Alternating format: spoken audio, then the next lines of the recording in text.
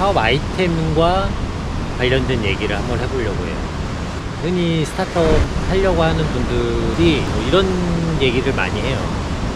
주변에도 저한테 와서 이 얘기를 하는데, 아, 내가 진짜 이런 거를 생각해냈는데 이거 하면은 정말 대박 날 것 같지 않아? 이 아이템 죽이지 않아? 혹은 이거 하면은 그래도 큰 돈은 못 벌어도 먹고 살 수는 있을 것 같은데 이거 한번 해볼까? 이거 그냥 내 사업을 한번 시작해볼까? 근데 저는 스타트업을 할 때 그 아이템은 중요하면서도 사실 굉장히 중요하진 않다 라는 생각이 들어요. 왜냐하면은 아이템이라는 거는 굉장히 많이 바뀌거든요. 내가 처음에 A라는 걸 B스럽게 만들어서 세상에 내놓으면 엄청 반응이 뜨거울 것이다 이렇게 생각을 한단 말이죠.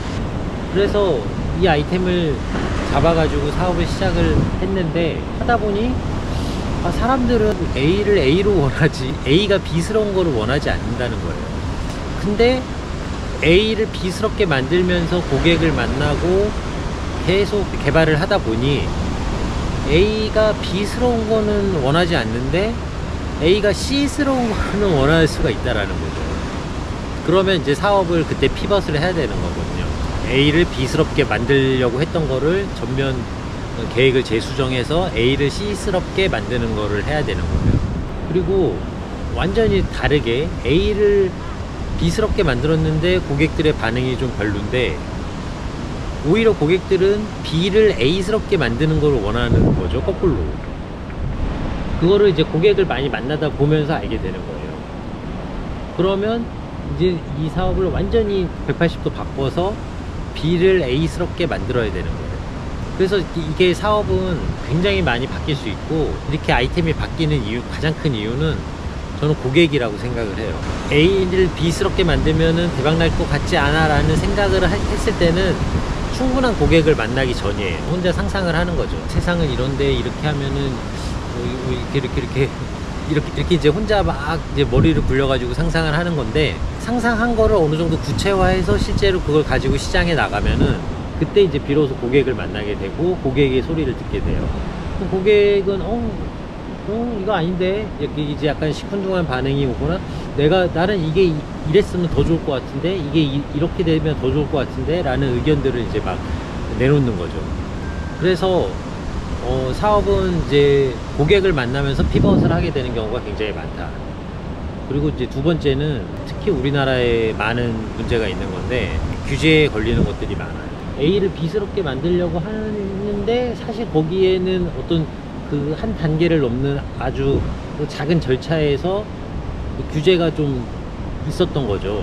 모르는 상태에서 그 사업을 막 진행하다 보니 이 규제에 걸려서 그걸 할 수가 없어요. 그러면 이제 규제를 풀어달라 이렇게 청원도 하는 것도 방법이겠지만은 뭐 법 개정도 해야 되고 그러려면 시간이 너무 많이 걸리니까 결국에는 규제를 피해가는 방법을 선택하게 돼요. 우회하는 방법을 이제 선택하는 거죠.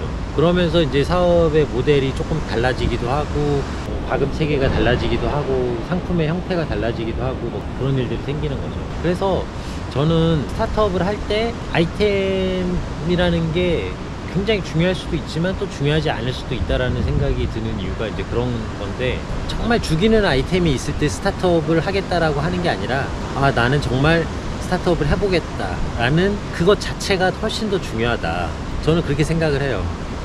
그래서 나는 정말 스타트업이 하고 싶은데 아이템이 없다, 그럴 경우에는 그때부터 그거를 찾으면 돼요.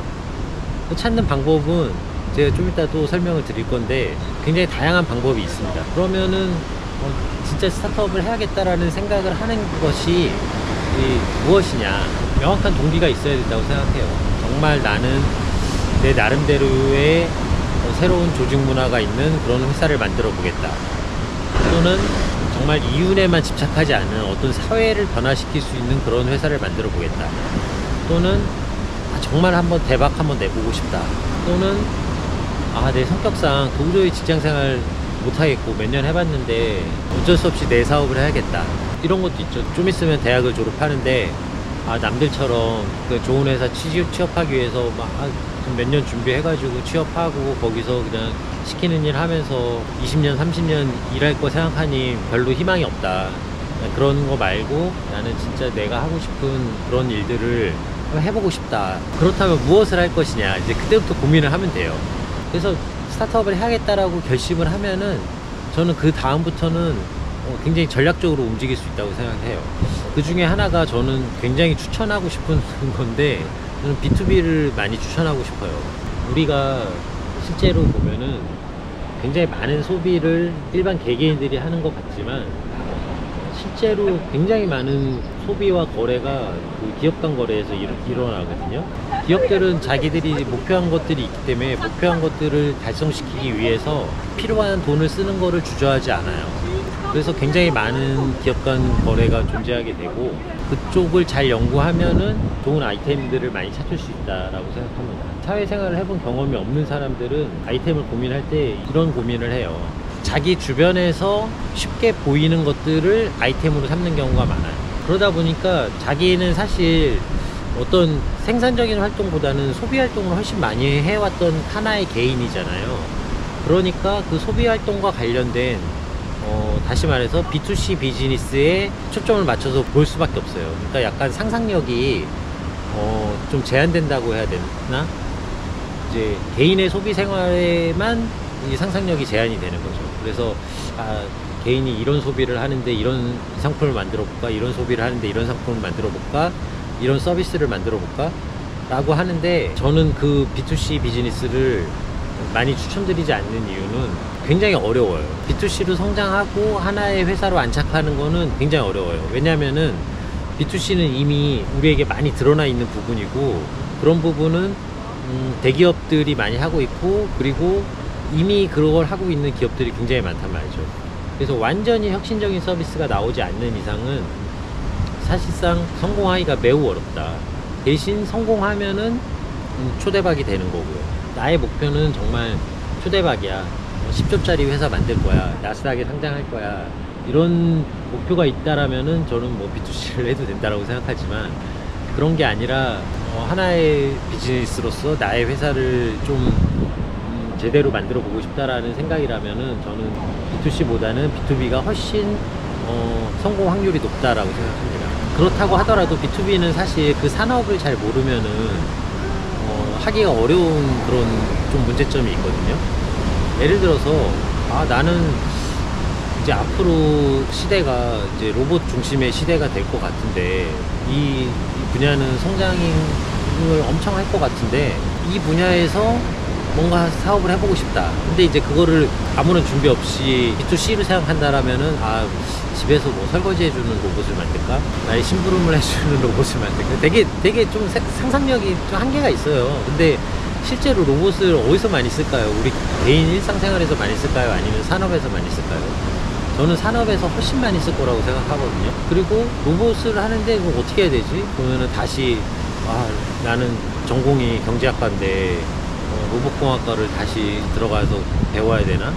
이런 생각부터 할 수도 있고 막연하죠. 생각이 어떻게 해야지 그거를 잘할 수 있을지. 이제 한 가지 방법은 어떻게 해서든지 로봇에 관한 비즈니스를 하고 있는 회사에 취업을 하는 거예요. 한 1년, 2년 정도 실제로 그 산업에서 일을 하면서 어떤 분야의 일들이 이 로봇 산업 안에서 일어나고 있는가 그거를 가까이에서 이제 밀착해서 보는 것도 굉장히 저는 좋다고 생각하거든요. 처음에는 그냥 나는 뭐 로봇을 만들 거야 라고 하고서는 그 회사에 취업을 했는데 거기서 일을 하다 보니까 로봇 기술의 핵심은 카메라 기술이다.